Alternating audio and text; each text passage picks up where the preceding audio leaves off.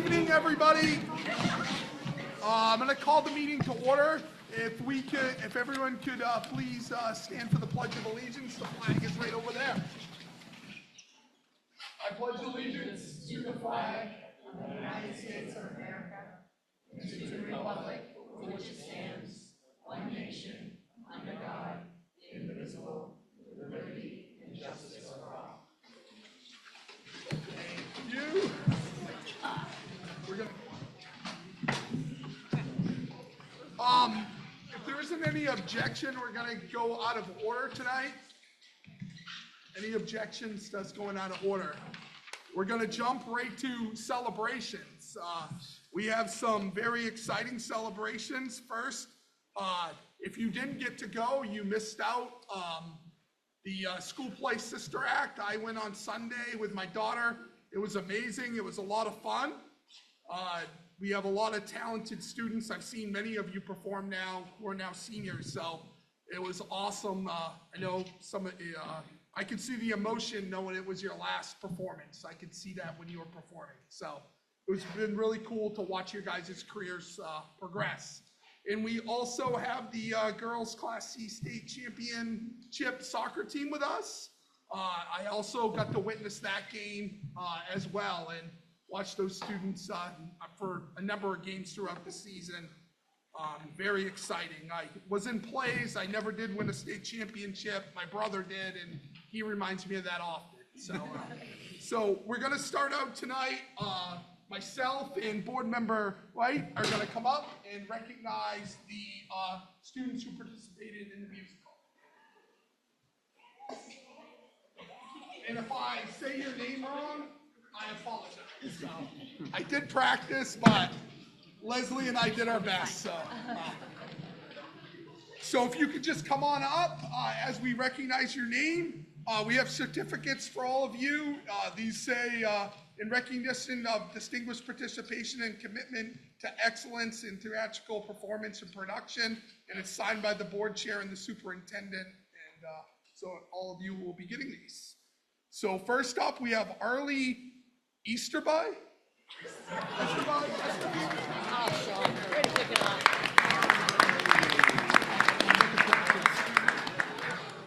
Will Connors.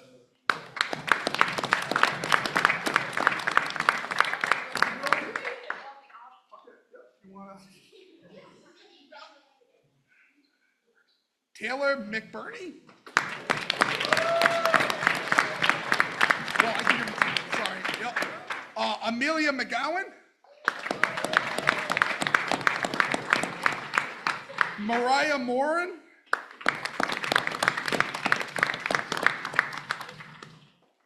Cameron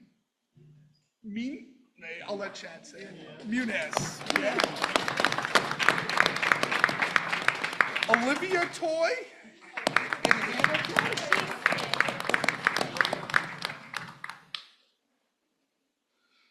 Jasper Bridgham.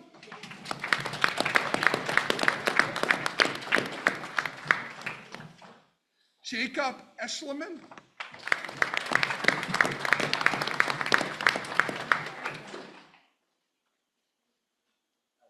Elsa.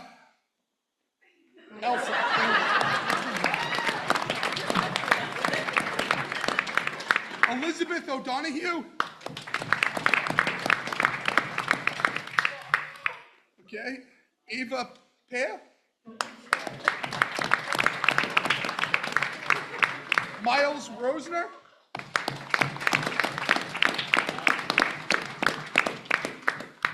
Sophie Blanchard.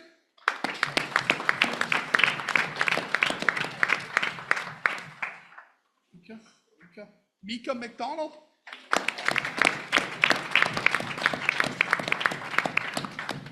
Elizabeth Morin.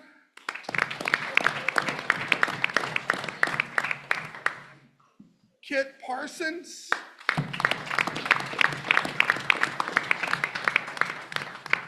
Jacob Riley.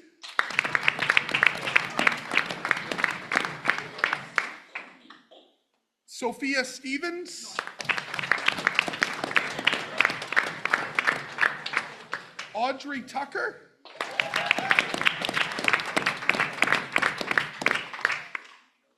Yep, Bo Whittemore.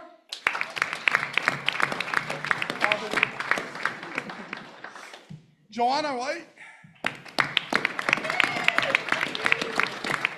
Scarlett Winter.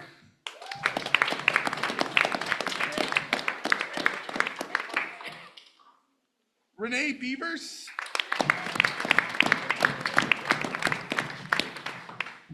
Lillian Lemoyne. Beckett Carlson.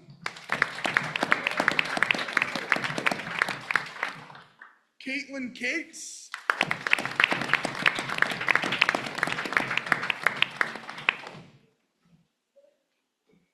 Ariane Christensen.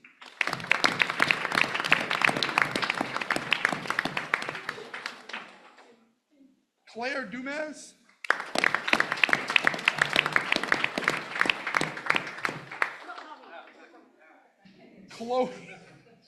Chloe Foley.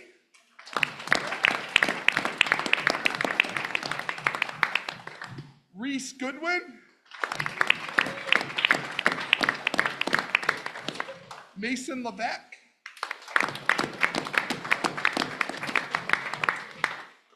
Chloe Whitmore. And Claire Whitmore. Dan, if you want to come up and say a couple words, I just want to thank you for all your work. I know you put a lot of work into this. I don't know if there's any of your other stage folks that help you here tonight or not. That you would like to recognize. Most of the people are here. There are two members of our group that are not here, and that's Maisie Libby and Ian Fife. They were our music director and our tech director. They're amazing, and they help us do all the wonderful things we do up at the high school. Can I ask a bold question of the school board? How many of you came to see the performance? Awesome. Thank you so much. Now, those of you that could not, I have no ill will or anything, but if you want a free ticket to the next show, I will gladly give you one. I'd love to see you there. Yeah, great, thank you. So I just want to say great job to all of you. I look forward to the spring play. I love theater, and someday I hope to do it again. It was great memories of mine in high school. You want to be in the play? I don't know. Yes. I was in 4 different shows, so good work to all of you. And I really enjoyed it. I think we can vote on that.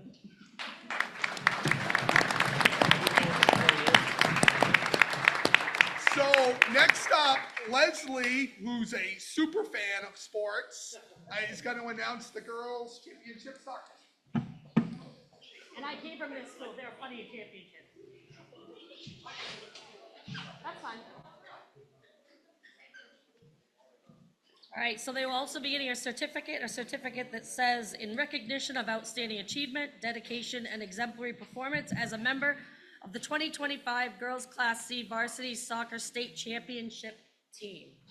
With that hardware.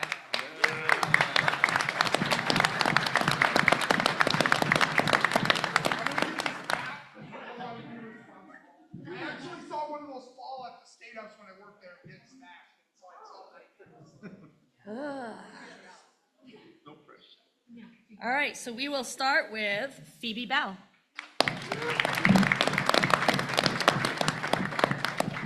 Celia Bergdahl. Danica Dunn.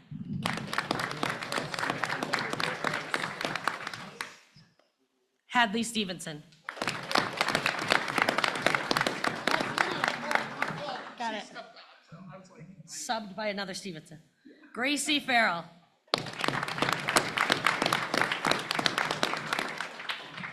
Hadley Farwell. Alice Farron.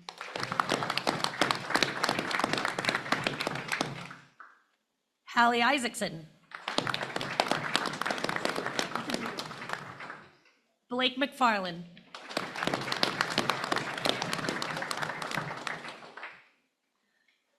Also student representative Kate Parker.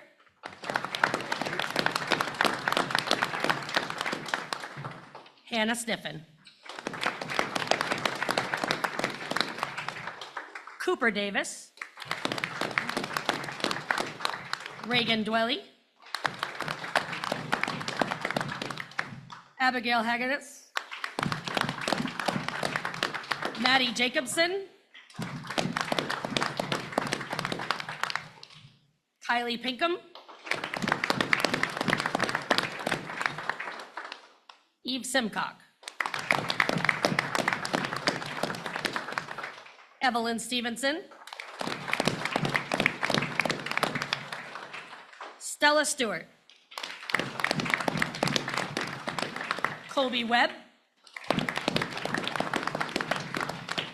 Josie Flannery. Caroline Harper. Ramona Sealsbury. Mary St. Germain. Lydia Stevenson. All right, Stevenson, shake her hand. Willow Woodford. Leah Charlotte. Leah Crosby.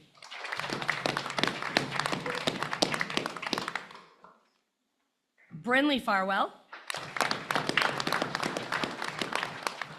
Brenna Davis. Hunter Fortier. Alex Miller. Ashley Payne. Emily Payne. And Ellie Tinkham. Imagine if they'd all been here. Coach Magnuson, if you want to say a couple words. Leslie, you were about to say something. I thought you were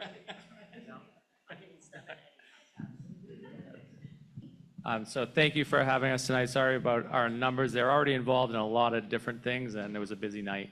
But we appreciate the support. If you saw any of the videos of the championship game or the season, you can really see how much it meant to this team. But I also just want to thank the community and the parents. Like this season, I thought really brought our community together. Our parents were phenomenal, taking care of us throughout the year.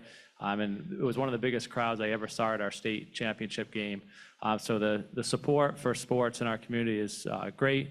We really appreciate it. And for me, this was an unbelievable team, unbelievable season, some that we'll never forget. So we really appreciate this recognition here. And I can't say enough good things about our team and our players and the effort they put in. They're very deserving of the championship and everything they get. So thank you very much. We always do a photo, so what would be easier if board members came up? And then if Mandy or somebody from that way, so board members came up, here, that'd be great.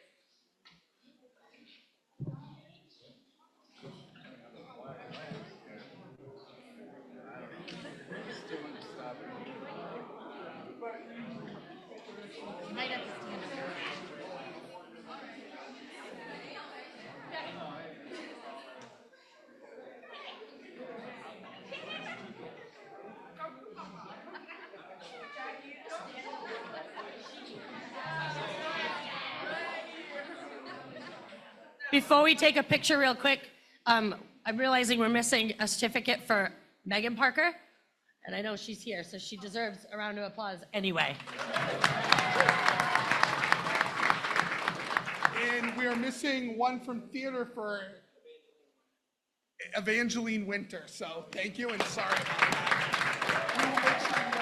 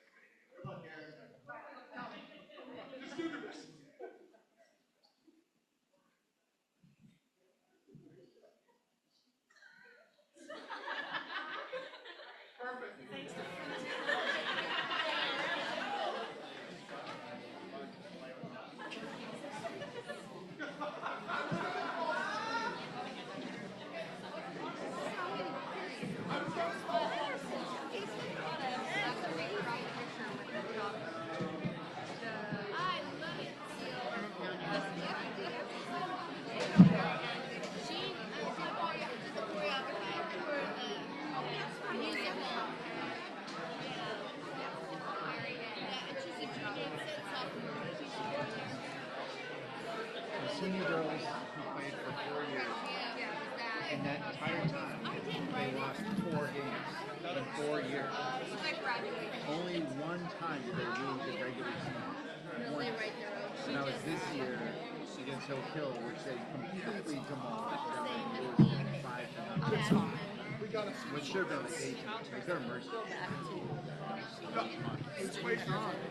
Yeah, oh yeah, absolutely. And then they damn near, they could have merged in the state too.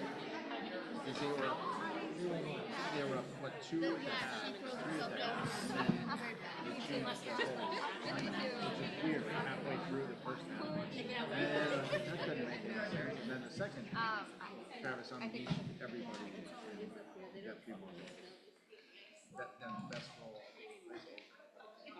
Celia hooking that goal is insane. Insane. So fun to watch.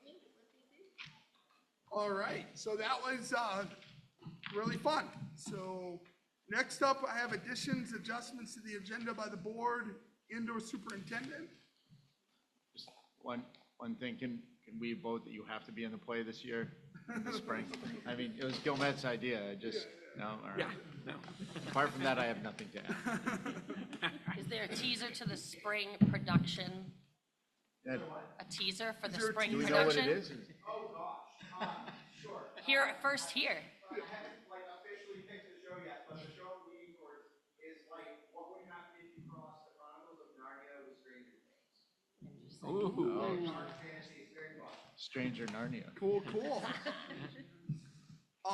So we don't have any, because I'm not quite ready to. Student representative reports. I think we have some students. Yep, come right on up. Step Sorry. right up.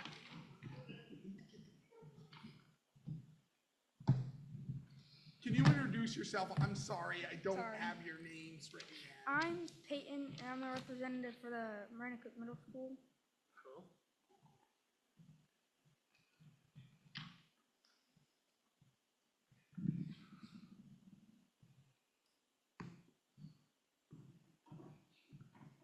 Okay, so first we have the Royal River team. In the Royal River team, we're doing book groups, where we get to pick our groups from 4 literacy classes on Black Day 4th period. We are also starting a CSI unit that we were supposed to start on Tuesday, but unfortunately we had a snow day. In PE, we are currently doing Gaga Bowl and doing challenges that Ms. K-Mags has set up for each class to do a competition against each other for a party at the end of the year. In health class, they are doing All About Me brochure and learning about mental health and how it's important to tell people when you need help and not to be scared of your problems.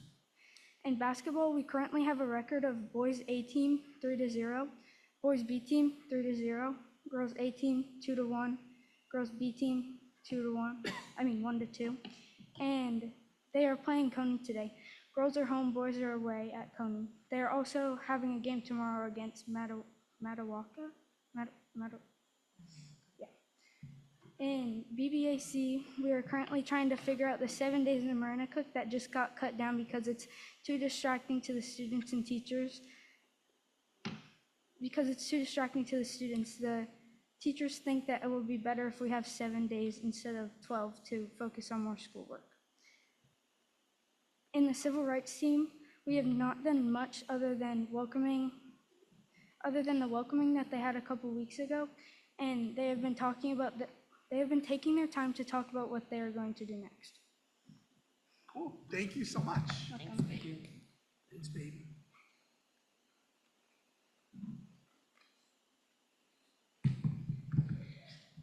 Hi, I'm Lucy Coriel, the high school rep for Student Senate. And so recently in Student Senate, outreach has been doing very well and has just completed a successful Make a Difference week. They managed to raise the most food in the pantry ever, and some upcoming plans for them are the community spaghetti dinner, where they will be providing the crafts for the event, such as paper snowflakes. An event that is being planned for the future is the yearly carnation sale. The Wellness Committee has been keeping up with designing a new bulletin board every month. Last month, their bulletin board theme was "Who are you thankful for?" with all the responses written on leaves and hung up in a tree to create a nice fall scene. They have received all of the Bear Cave t-shirt responses and are in the process of voting for the best design. The next step after a winning design will be to send the shirts out to get printed and get a rough estimate of orders from students at the school. They have also started reaching out to businesses about the Black Bear cards, which are rewards for students who earn high honors or honors at the end of the semester. Students who receive high honors or honors will receive a card full of varying discounts that can be used at different stores. This year, they hope to get lots more businesses to participate than they have in the past. The Voice Committee has been working on creating student shout-out and advertising for the community dinner. The calendar has been updated weekly for all the sports and school events. Their next upcoming event is planning for Neon Night. The Spirit Committee is also doing well, and they're working towards organizing a system that better fits the size of their group to make sure all options are heard. They've also been working hard to plan Winter Carnival and are currently working on setting up the schedule and also planning a new system for students to sign up for activities. Winter Carnival is the only thing on their current radar for events to be planned, and they're hoping to have a successful, smooth Winter Carnival. The Technology Committee has helped run the community movie night and are currently arranging the movie setup for community dinner. They have also been involved in developing Google Forms and spreadsheet formulas for Bear Cave t-shirt voting and order placement, as well as future forms to be used for student shoutouts. Regarding upkeep, the schedule extension has also been updated through the month of December, and the lobby kiosk has been updated to reflect modern initiatives such as community dinner. Also, to highlight again the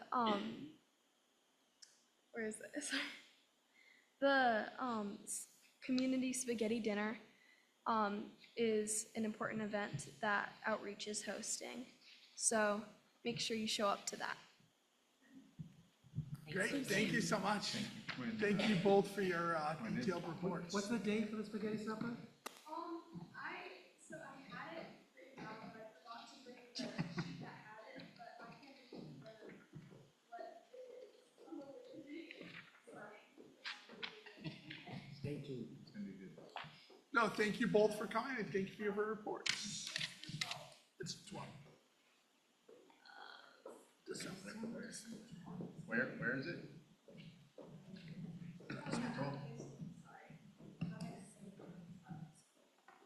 Come talk to us. The spaghetti dinner is on the 12th at the high school. What time? What time? At 4:30. Thank you so much. A lot of great things happening. It's great to hear. Citizens' comments? There's none, no one signed up. Is there anyone online who would like to comment? Give it a second. Nope, all right, no one online. All right, next up is reports. We already did some celebrations. Are there any more? No, all right. There's a lot of information in the reports that we received. There's upcoming meetings, Awesome Bear Society, and then there's a bunch of subcommittee meeting dates and times on the agenda as well. While we're there, there's a few folks because for the superintendent hiring, the board will be doing the final interview or interviews. So if you haven't responded to Christine's email yet about getting your confidentiality training done, please do that so we can get those wrapped up. There are a few of you left, and I won't call you out by name, but please do that. So, thanks. And if you have any issues with it or anything, Christine is happy to help. She's done a great job helping me keep that all straight. Next up is presentation of CDS Cohort 3 and pre-K sites. I'll hand it over to Dr. Smith. So yes, Diane has a presentation to show, and Ryan, Special Ed Director of Reserve, in his board report last month, give a preview about what's coming with the CDS and cohort 3. But I will let the presentation play, and then we'll open it up for questions.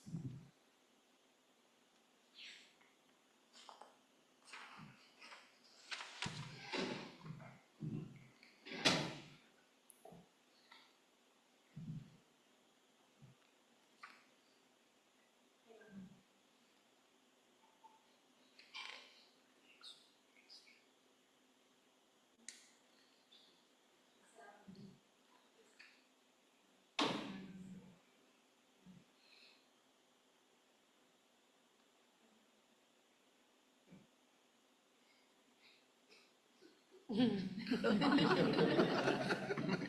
have to sing, Karen.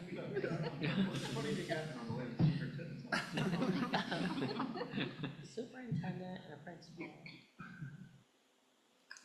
Gonna sing one of the songs from Sister Act. That's right.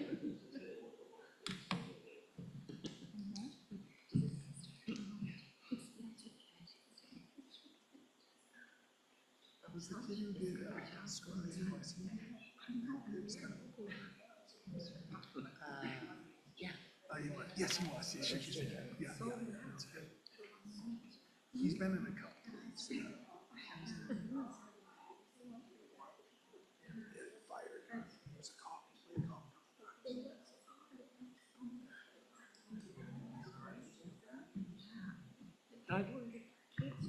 Can I ask a question while we have time to kill here? Yeah, absolutely. Karen, I didn't think of this in terms of additions, but it was on the news last week, the statewide data for the MIAS, the mental health surveys and came out. Have we done that as a district, and will that be something that gets presented? The survey data for the middle school and high school, that does the, the drug prevalence and mental health. The state was a positive news versus the year before, but I don't know if individual districts have that data yet. Yeah, so I can look into that and certainly bring it to the board. I think that'd really be nice to see. Just good to know where, lots of concerns. Thank you. I don't know if I have time to run out. Good.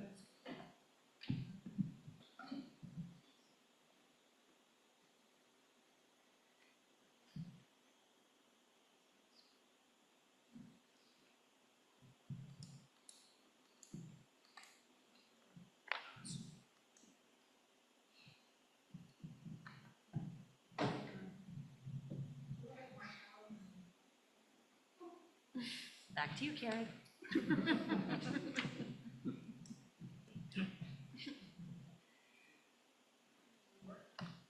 Can I ask a question in the meantime? Yeah, absolutely. Go ahead. Okay. So are you planning on starting right away if it's approved tonight? I mean, as far as your focus groups and that, the plan is really good.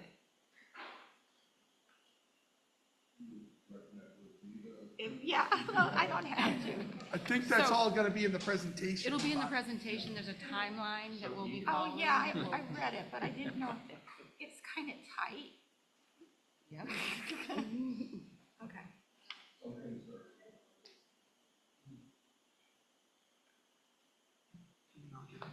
Can I ask Kate a question? Yeah, go ahead. Put you on the spot. I heard from T-Mag, your soccer coach, that if you're a senior girl playing soccer, you guys only lost 4 times in 4 years. Is that right? Yes, that is And right. only once in regular season? Yes. That's ridiculous. So my son plays on the boys varsity team, and I'm like, you guys lost 4 times in like the first 6 games. So, it's pretty Easy. Come on, man. good. Anyway, but that was an impressive stat. Could Thank not you. believe that. They're doing way better now. There's truth to building years, Brian. I know. I mean, it's just, Ouch. it's tough at my house.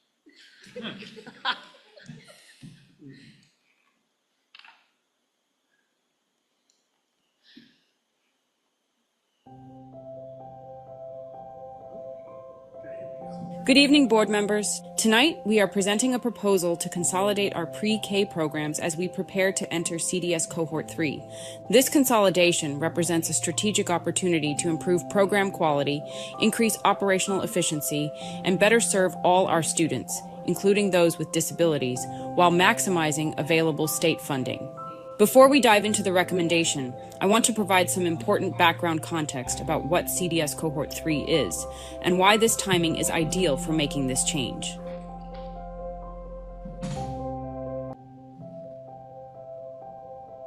Let me start by explaining CDS, Child Development Services.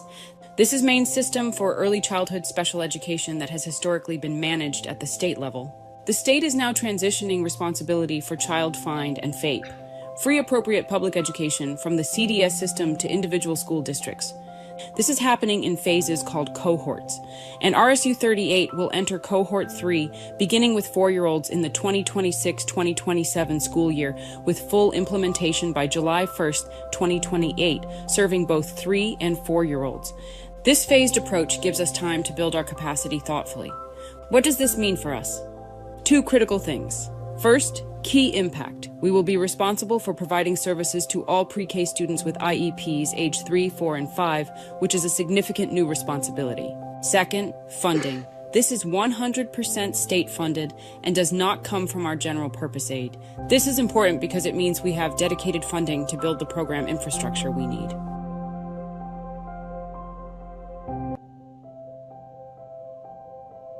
To meet our Cohort 3 obligations, we have 6 key requirements. First, Child Find. We must actively identify, locate, and evaluate all children ages 3 through 5 who may need special education services in our district.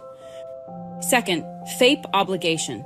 We must provide these services in the least restrictive environment, which typically means inclusive settings within our pre-K programs.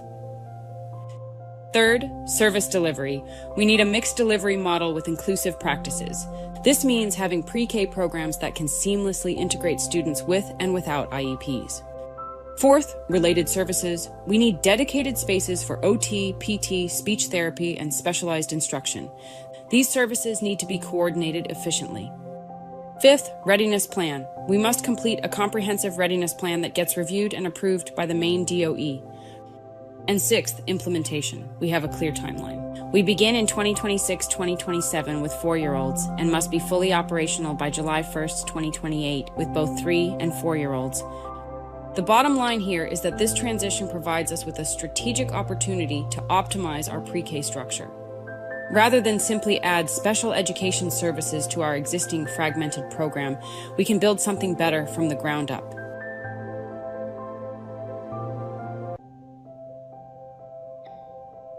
Now let me get to our recommendation.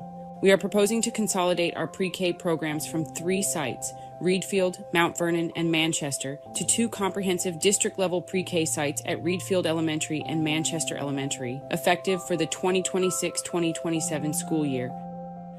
Let me give you the numbers. We currently serve 31 pre-K students across 3 sites. We're projecting 32 students for next year. We're proposing to consolidate to 2 high-quality sites. This consolidation will eliminate teacher travel time, which currently wastes valuable instructional preparation time each year. It will align perfectly with our CDS Cohort 3 transition needs, allowing us to integrate special education services more effectively.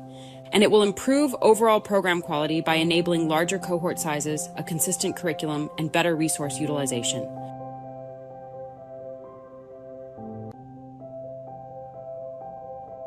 Before I explain the proposed model, let me show you why our current configuration isn't sustainable. At Mount Vernon Elementary, we have only 3 students in the AM half-day program. The teacher then travels to Manchester at midday. At Manchester Elementary, we have 10 students in a half-day PM program with the same teacher who just traveled from Mount Vernon. At Reedfield Elementary, we have 17 students across both AM and PM sessions with a fully staffed on-site teacher. This creates 4 critical issues. First, inefficient staffing. We're losing 25 minutes daily to teacher travel. That's about 90 hours of lost instructional preparation time. That's 2 to 3 weeks of a teacher's time just spent driving between buildings. Second, program quality suffers. Split teaching assignments make it very difficult to develop a consistent, high-quality curriculum and optimize the classroom environment. Third, resource duplication. 3 sites mean we need duplicate materials, equipment, and administrative oversight. And fourth, sustainability is questionable. With only 3 students at Mount Vernon, we simply don't have the cohort size to support robust social-emotional learning opportunities, which are critical at the pre-K level.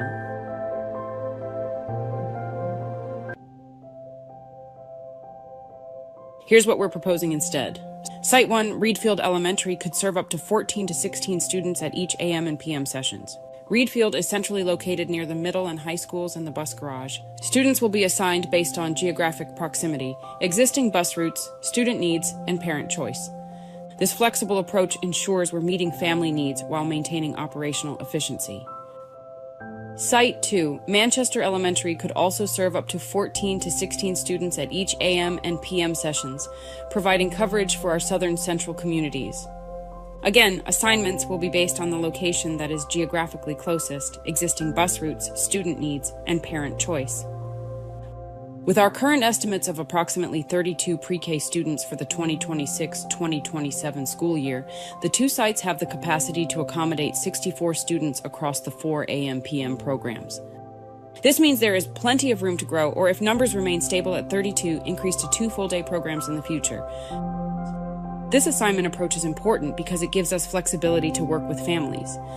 If a family in Manchester finds that Reedfield works better for their schedule or transportation, we can accommodate that. If a Reedfield family prefers Manchester, we can work with that too. The key is serving students efficiently while respecting family preferences. Now, here's what's essential about the staffing model. Each site would have 1 full-time dedicated teacher and 1 educational technician, no more midday travel. This means our teaching teams stay at their assigned site all day, building stronger relationships with families and students, and having more time for planning and preparation. The educational technician support is crucial for managing the diverse needs in our classrooms, especially as we integrate early childhood special education services. And critically, this model provides 100% district coverage. Every family in RSU 38 has access to a quality pre-K program with appropriate support staff.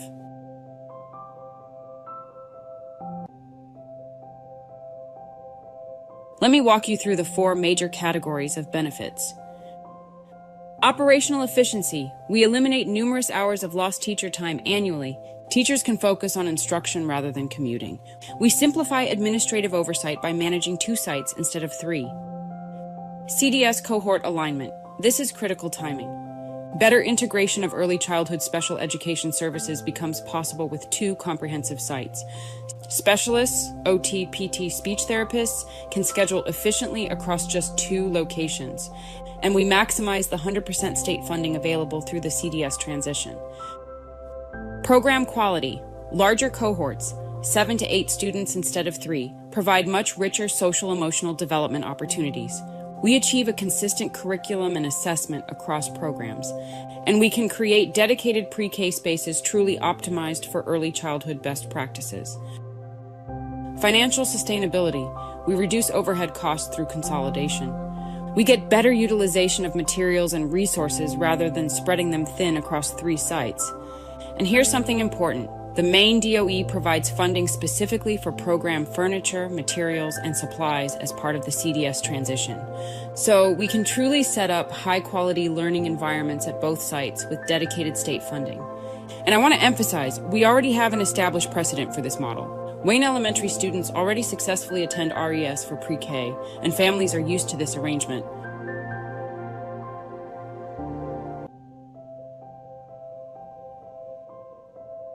Now, I want to address the concerns we anticipated you might have, because we've carefully considered each of them. Transportation. We plan to leverage our existing bus routes. We already have the precedent with Wayne students going to RES.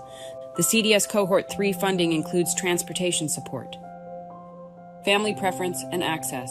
We're committed to a transparent process.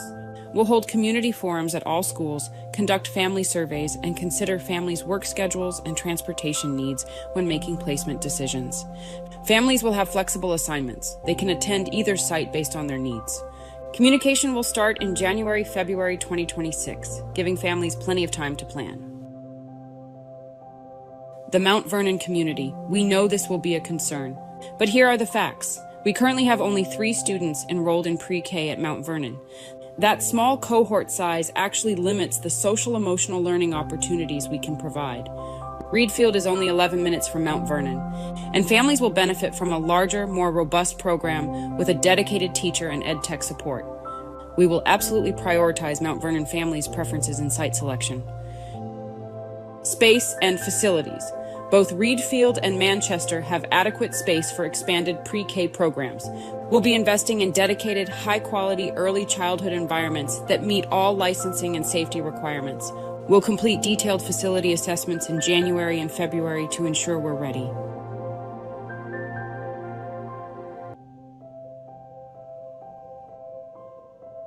If you approve this tonight, here's how we'll implement it. We already started pre-planning in November, and this month, December 2025, we'll immediately begin planning our community engagement process, conduct facility assessments, and start detailed work. January, February 2026, we'll hold family information sessions at all schools. This is also part of our Child Find responsibility. We'll conduct surveys to gather family input, complete pre-K screening, and complete facility assessments. March 2026, we'll finalize site assignments based on family input, communicate placement decisions, and begin facility preparations. April-June 2026, we'll hire or assign staff to their designated sites, develop our integrated pre-K early childhood special education service model, order materials and equipment using state-provided funding, and complete any necessary facility modifications.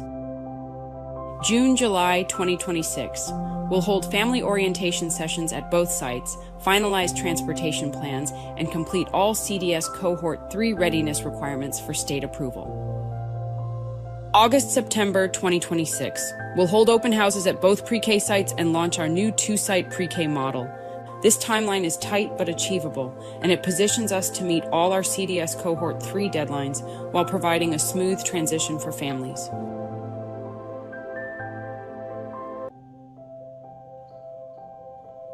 We're not asking for approval without accountability. We will evaluate the success of this consolidation through 4 categories of metrics. Operational metrics. Teacher satisfaction and retention rates.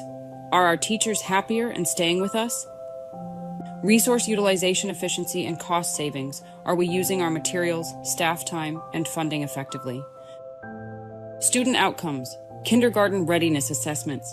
Are our students prepared for kindergarten? Progress monitoring for students with IEPs and child outcome summary data. This is required CDS reporting that tracks students' functional outcomes. Family satisfaction. We'll conduct family surveys in both fall and spring. We'll track attendance and re-enrollment rates. Are families choosing to stay with our program and attending regularly? Program quality. We'll use the Classroom Environment Rating Scale, the gold standard for early childhood program quality. We'll measure curriculum implementation fidelity, are teachers implementing the curriculum as designed, and we'll track participation in professional development. We'll report on these metrics regularly to keep you informed of our progress.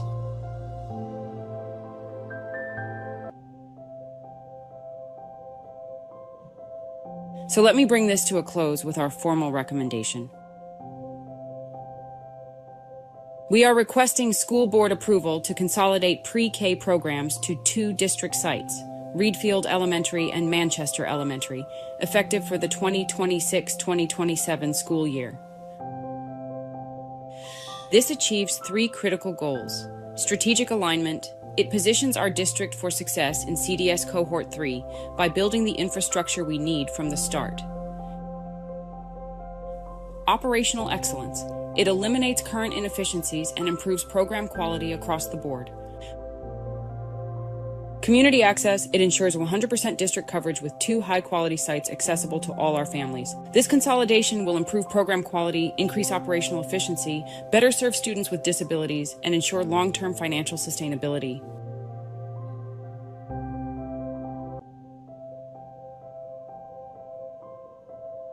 We want to open it up for your questions and discussion.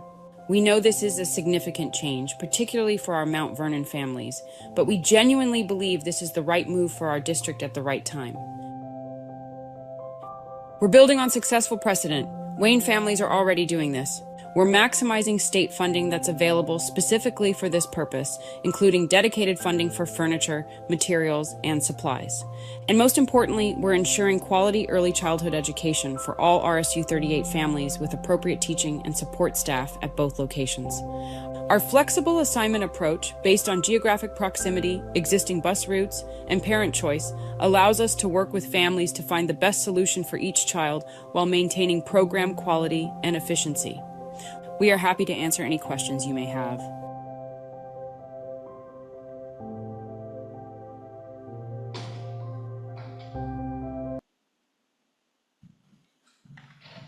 All right, we will open up to questions. I will start with Pat.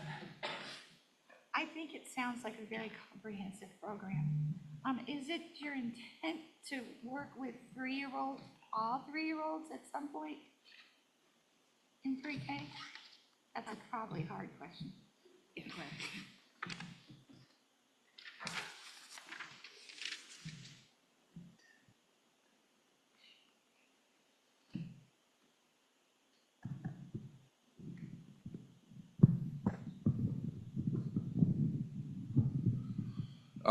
For the next year, it's just 4-year-olds. So the cohort 3 allows us to slowly transition into just doing 4-year-olds next year.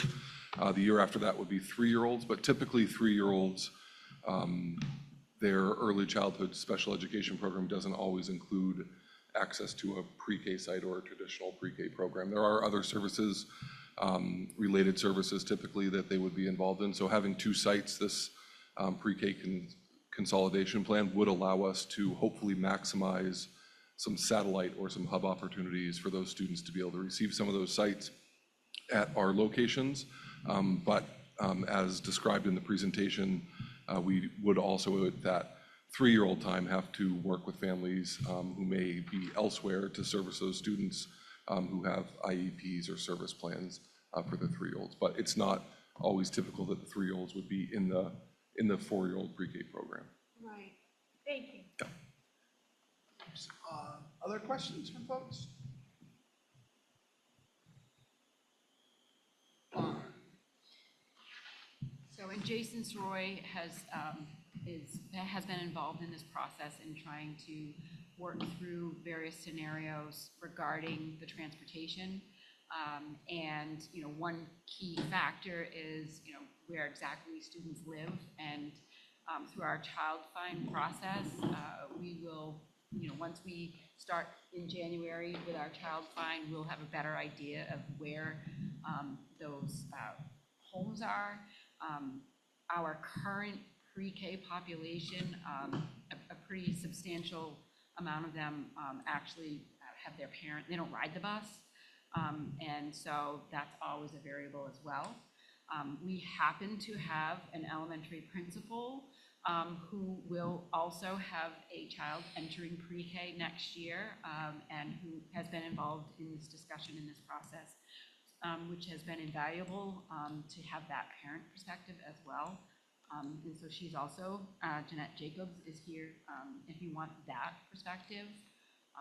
So we brought people here to help answer questions that any of you may have that have been part of this process in making these decisions. Pat, go ahead again. How have Wayne parents taken to the notion of not having it right there?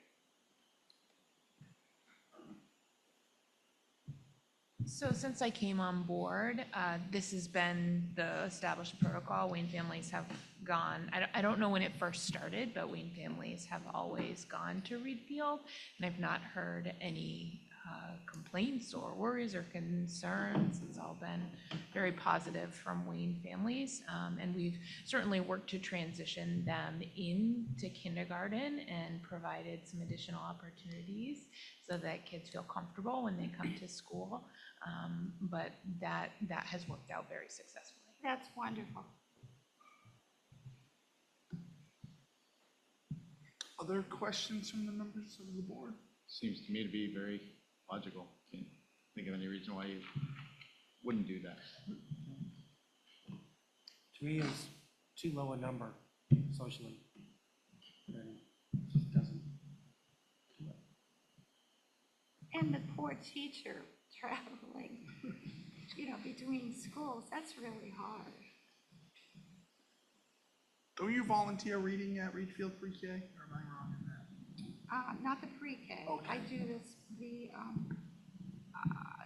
at reading at the library. Oh, library, okay, my And apologies. the play group. Yeah, that's what it was, playgroup. That's okay. Yeah, I think this makes sense. There's only 3 kids. If one kid's sick, it leaves it to 2 kids. Or if 2 kids are sick, what happens when there's only 4 people? Or so I think it makes sense. I think I've read, talked to Dr. Smith about this. There's been a lot of work and thought into this, and I think it makes sense. I mean, I'll say it for me personally, if the numbers stay where they are, I would like to see a model looked at where kids go to a full day pre-K. I think it could help with development, but childcare, many things. So I would like to put that on record that I would like that to be looked at for future years. David, I think that's great to consider that possibility, as you were stating. I do want to, like when you talked about the elementary schools and what has been addressed, or being addressed as best possible, is the transportation distance for young children. With pre-K, it's even younger, and for the children and for the parents, the longer and the further the distance, that can be a challenge. It sounds like it's working, and so that's fine. So I'm not objecting, but I believe that remains a concern that we need to be alert to.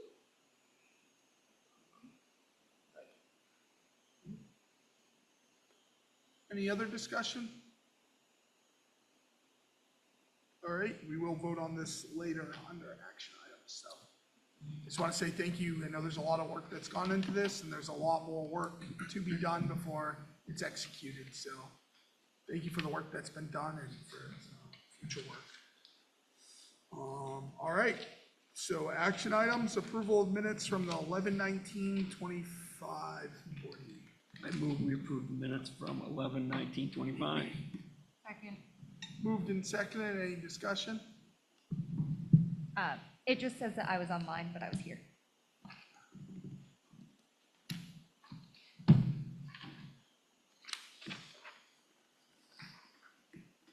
Any other discussion or anything else? So we'll pass them as amended if that's okay with the folks that made the motion in the second. All right, perfect. All those in favor as amended? Unanimous. Thank you. Acceptance of donations through 11/20/25. I move that we accept donations through 11/20/25. Second. Moved and seconded. Any discussion?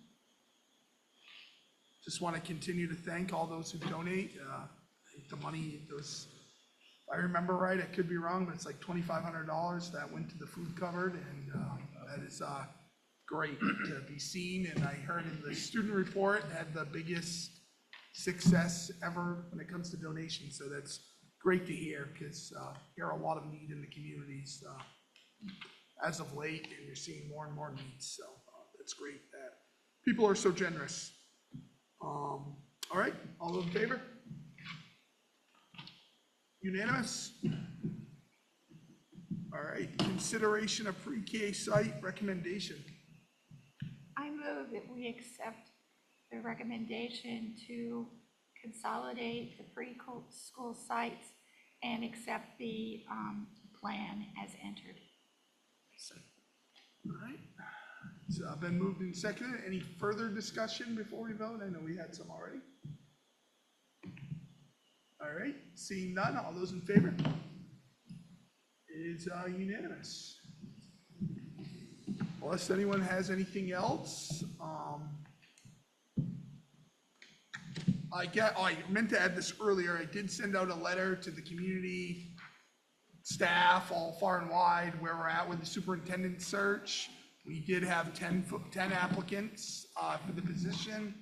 The committee is reviewing them right now, scoring the applicants, and that process will be done as of Friday, and then next week, the committee will be meeting on Monday to get ready for the interviews on Thursday. So the process is moving along fairly quickly, and we'll keep the community and everyone, community greater, Loretta Cook, RSU 38 community up to date as things progress. So meant to do that earlier. So, and if anyone has any questions, they can contact me at any time as always. So, the motion to adjourn. So moved. All right. Thank you, everyone.